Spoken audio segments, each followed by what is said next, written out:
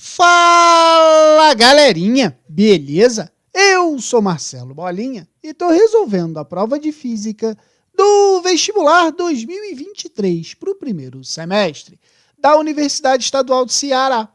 Eu vou fazer agora a questão número 41 da prova da primeira fase. A questão diz assim: a Sociedade Astronômica Brasileira promove anualmente 2 eventos educacionais, a Olimpíada Brasileira de Astronomia e a Mostra Brasileira de Foguetes.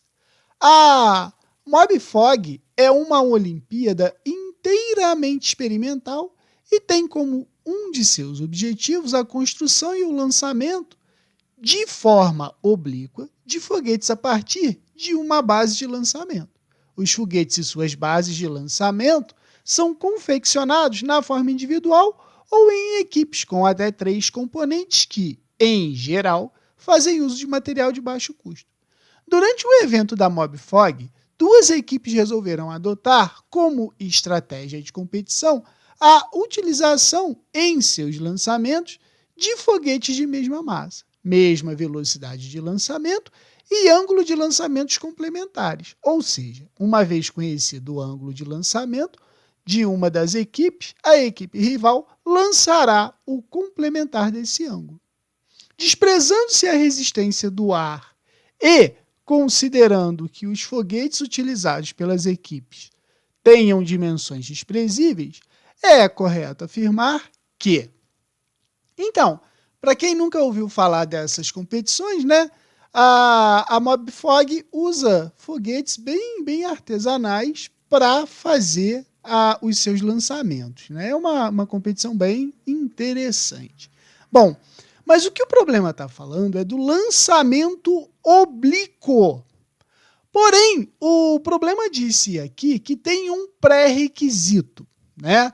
No lançamento de seus foguetes, eles têm que ter a mesma massa, a mesma velocidade de lançamento e o ângulo de lançamento complementar, né?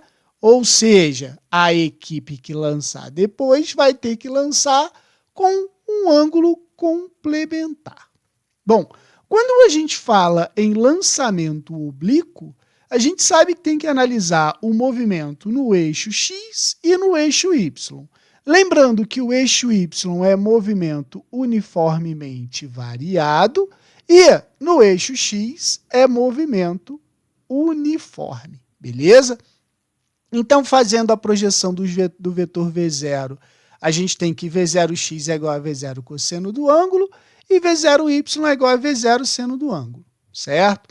A gente sabe que a direção horizontal, a velocidade é constante, pois se trata de um movimento uniforme. E na direção vertical, a gente tem a aceleração da gravidade atuando no foguete durante todo o seu percurso. Uma coisa muito importante também de ressaltar é que no ponto mais alto, ou seja, na altura máxima, a velocidade na direção y é igual a 0. Porém, a velocidade na direção x, ela vai ser igual à velocidade inicial na direção x, ou seja, a mesma velocidade daqui de baixo, beleza? A gente também tem que lembrar que o tempo de subida é igual ao tempo de descida. Então, o tempo total vai ser o dobro, por exemplo, do tempo de subida.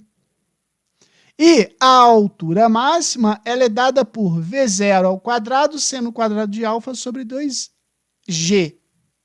E para a gente ter uma altura máxima obtida, o ângulo é de 45 graus. Agora, interessante é o seguinte: se eu faço um lançamento sob um ângulo de 15 graus, ele vai ter o mesmo alcance de um lançamento de 75 graus. Se eu fizer um lançamento em 30 graus, ele vai ter o mesmo alcance que um lançamento de 60 graus. E o maior alcance obtido é sob um ângulo de 45 graus, beleza? Então vamos para as alternativas.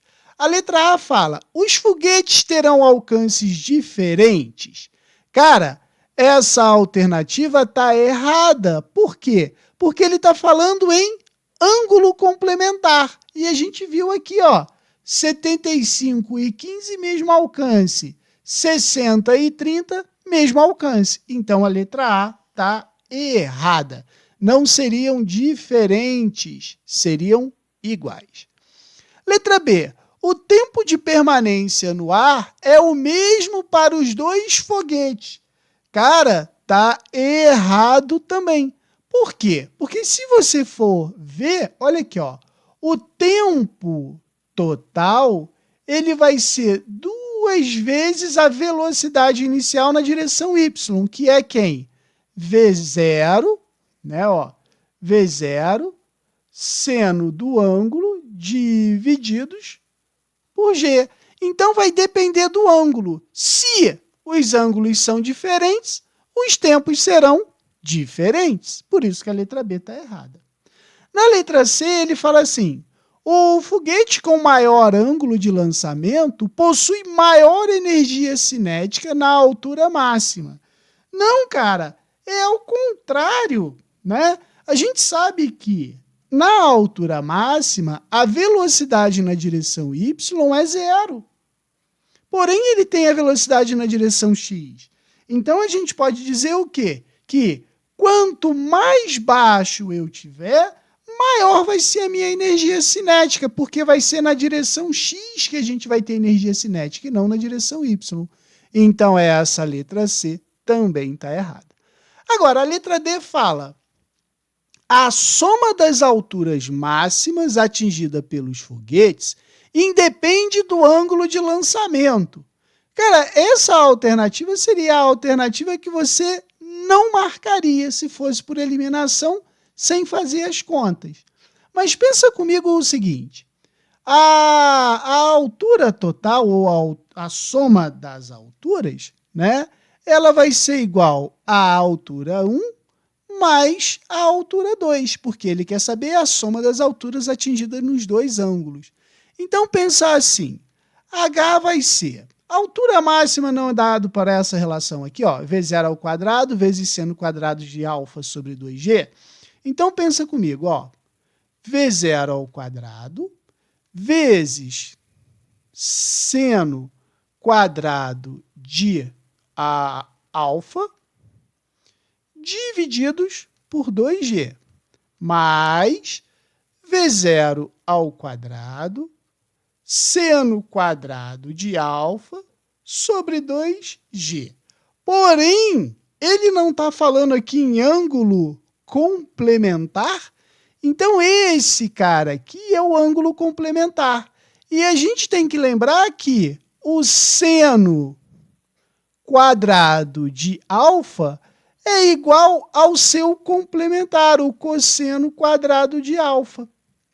Entendeu? A bola, não entendi. Veja bem, o seno de 30 graus não é igual ao cosseno de 60 graus, que é igual a 1/2. Então, eu posso dizer que o seno quadrado de alfa é igual ao seu complementar. Então, eu posso escrever aqui a seguinte maneira, ó. H é igual a V0 ao quadrado sobre 2G, que multiplica seno quadrado de alfa mais cosseno quadrado de alfa. Aí você tem que lembrar que lá da trigonometria, seno quadrado de um ângulo mais cosseno quadrado de um ângulo é igual a 1. Então, a altura vai ser V0 ao quadrado sobre 2G. Isso prova que a soma das alturas não depende dos ângulos de lançamento. Beleza? Resposta letra D. Qualquer dúvida, deixe nos comentários que eu te respondo.